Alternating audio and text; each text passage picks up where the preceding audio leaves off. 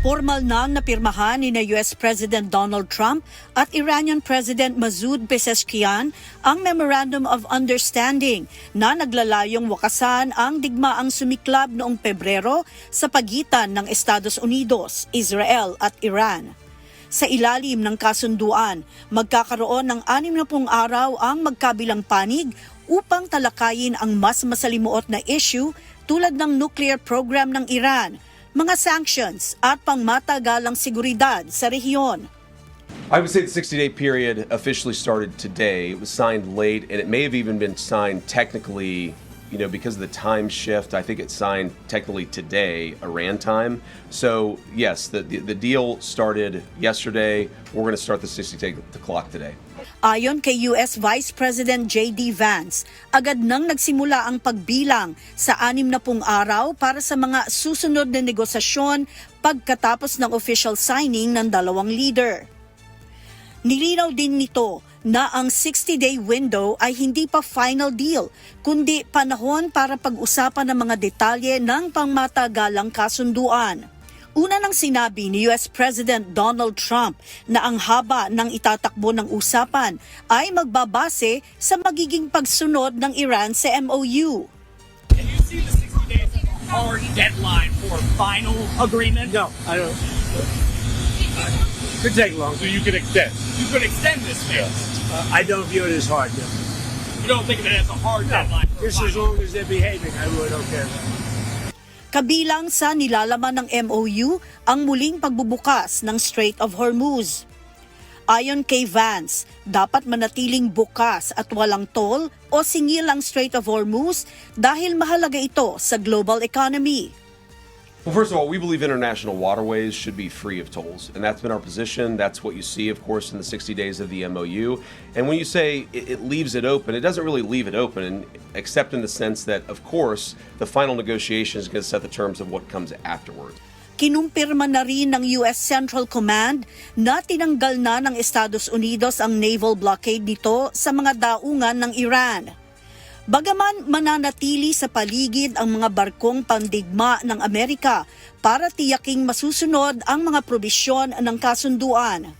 Sa issue naman ng nuclear program, nakasaad sa MOU na papayag ang Iran na i-dilute o pahinain ang imbak nitong enriched uranium sa ilalim ng monitoring ng International Atomic Energy Agency o IAEA.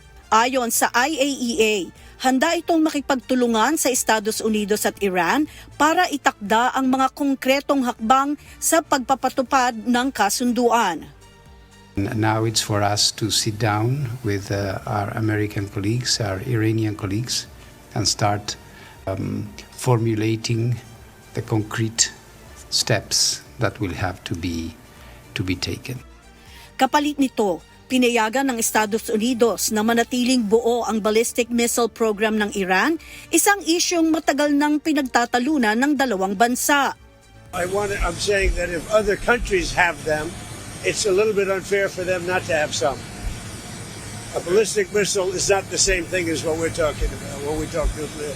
But if Saudi Arabia and Qatar and they all have some, I would say in relative proportion, I think it's okay. Samantala, nilinaw din ni Vance na hindi agad makakatanggap ang Iran ng pera, sanctions relief o access sa reconstruction fund hanggat hindi nito tinutupad ang mga obligasyon sa kasunduan. May nakasaad sa MOU na posibleng magkaroon ng $300 bilyong na reconstruction fund para sa Iran kapag naabot ang final agreement.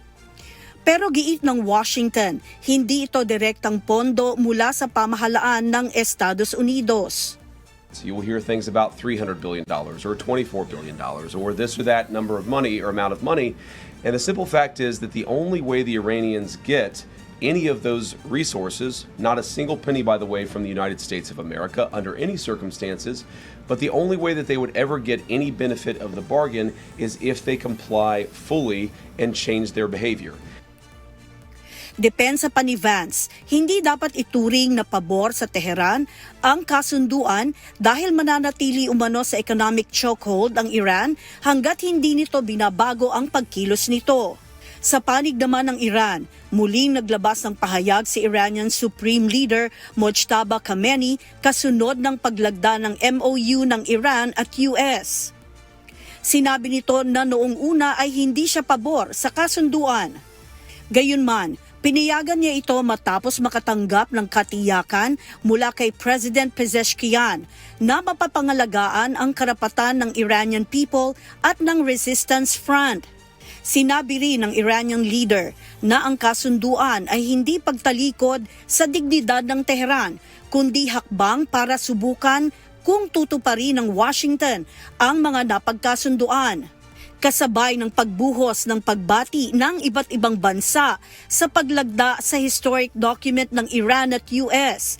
Inaabangan ngayon ang implementasyon ng MOU, gayon din ang magiging takbo ng 60 araw na negosasyon para sa tuluyang pagtatapos ng digmaan sa gitnang silangan. Marie Peñaranda, humahataw sa balita, ngayon.